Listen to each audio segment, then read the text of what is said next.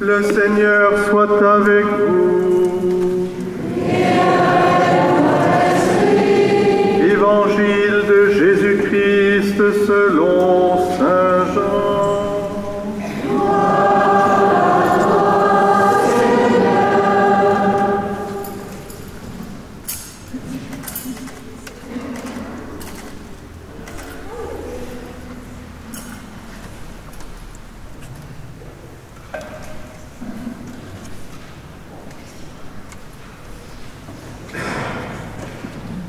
C'était après la mort de Jésus. Le soir venu en ce premier jour de la semaine, alors que les portes du lieu où se trouvaient les disciples étaient verrouillées par crainte des Juifs, Jésus vint.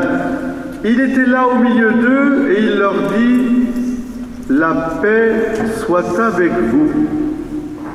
Après cette parole, il leur montra ses mains et son côté, et les disciples furent remplis de joie en voyant le Seigneur. Jésus leur dit de nouveau, « La paix soit avec vous. De même que le Père m'a envoyé, moi aussi je vous envoie. » Ayant ainsi parlé, il souffla sur eux, et il leur dit, « Recevez l'Esprit Saint. À qui vous remettez ses péchés, ils seront remis.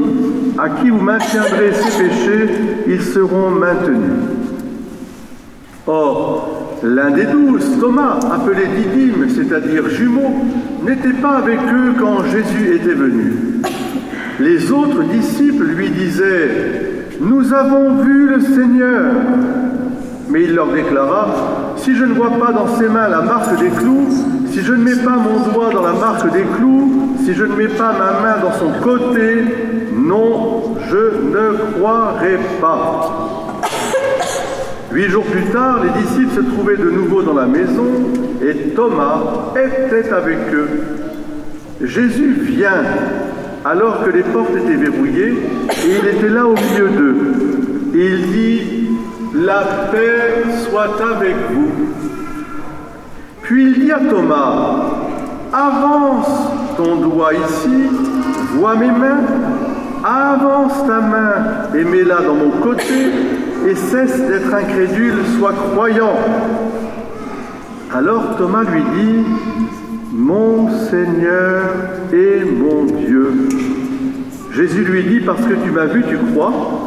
Heureux ceux qui croient sans avoir vu. » Il y a encore beaucoup d'autres signes que Jésus a fait en présence des disciples et qui ne sont pas écrits dans ce livre, mais ceux-là ont été écrits pour que vous croyiez que Jésus est le Christ, le Fils de Dieu, et pour qu'en croyant, vous ayez la vie en son nom.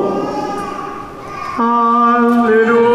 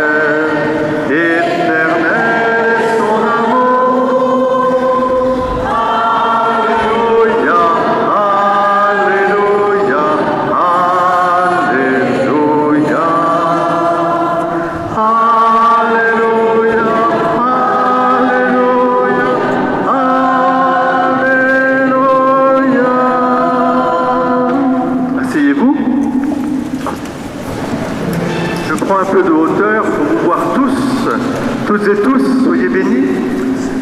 Et spécialement, je vous demande de regarder cette belle représentation de Jésus miséricorde. Alors si on regarde cette belle représentation, qu'est-ce qu'on y voit? On voit quoi? Qu'est-ce que vous voyez au fond? Est-ce que vous voyez d'abord cette grande représentation de Jésus miséricorde qui est sur l'autel? D'abord, qu'est-ce qu'on y voit? On y voit... Qu'est-ce qui vous frappe dans ce tableau? Allez, il y a d'abord Jésus, c'est sûr. On y voit Jésus. Il est représenté comment?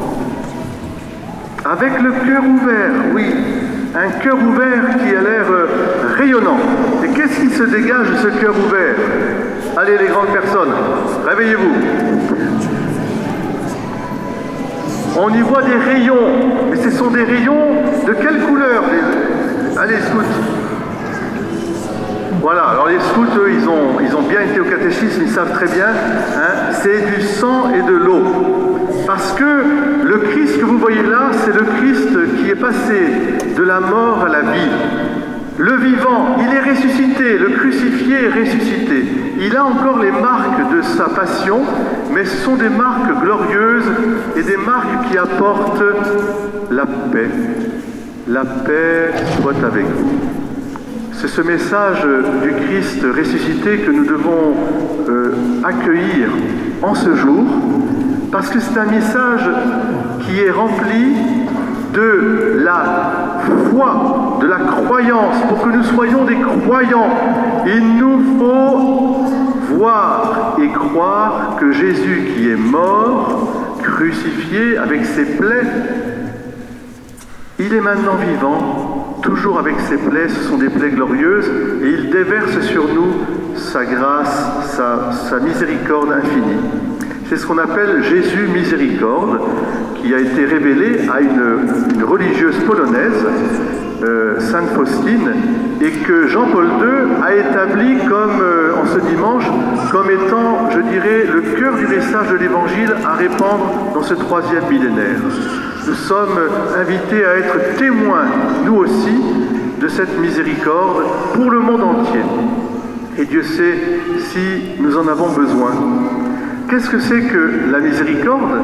Eh bien, la miséricorde, c'est quelqu'un qui vient à nous, nous qui sommes faibles et fragiles, qui sommes pauvres, parfois découragés, parfois désespérés, parfois honteux de nos faiblesses, de nos misères, et qui vient toucher lui-même avec ses plaies ouvertes, c'est-à-dire qu'il prend sur lui cette faiblesse pour la retourner définitivement et en faire le lieu du salut, le lieu du pardon, le lieu de l'amour infini.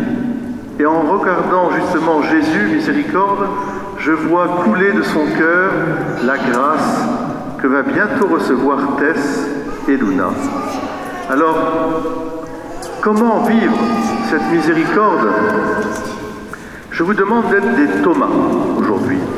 Thomas n'est pas quelqu'un qui a peur. Thomas n'est pas quelqu'un qui est un rationaliste. Oh, moi, vous savez, mon père, moi, je suis comme ça, Thomas, hein, je ne crois que ce que je vois. Non, non, non, non, non. Thomas, c'est pas ça. Thomas, c'est quelqu'un qui a compris que si vraiment le Christ est ressuscité, il est porteur de ses plaies. Si je ne vois pas ses plaies, si je ne mets pas sa main dans mon côté, je ne croirai pas.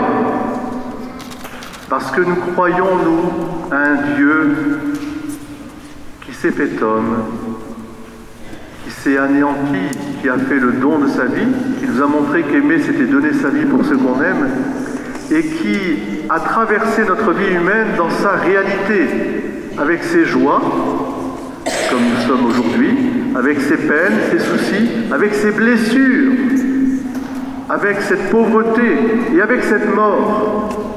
Et il est vraiment ressuscité, je peux en témoigner. Voilà ce que Thomas va dire à la fin, il dira « Mon Seigneur et mon Dieu ». Il nous rend un grand service, parce qu'il nous montre que si je veux vivre de la miséricorde, moi aussi, je dois me laisser miséricordier. Je dois apporter mes plaies, mes souffrances, mes doutes, mes angoisses, ma honte. Je dois les apporter et les déposer dans la fournaise ardente de ce cœur qui a tant aimé les hommes. Et il redonne vie, parce que c'est cela au fond le mystère de la miséricorde, c'est que sa miséricorde est si forte qu'elle redonne vie là où il n'y avait plus d'espérance. Jésus miséricorde, j'ai confiance en toi. On va le dire ensemble. Jésus miséricorde, j'ai confiance en toi. Jésus miséricorde, j'ai confiance en toi. Jésus miséricorde. Avance Thomas.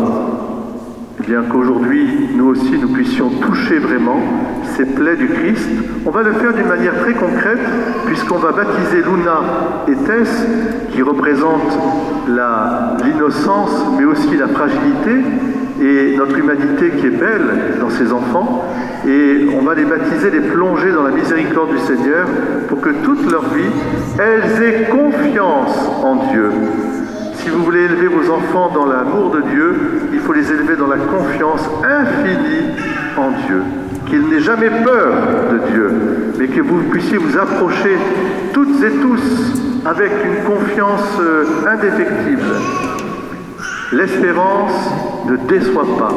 Je sais en qui j'ai mis ma confiance, il ne me décevra pas, puisqu'il est mort et ressuscité pour moi. Mon Seigneur et mon Dieu. La miséricorde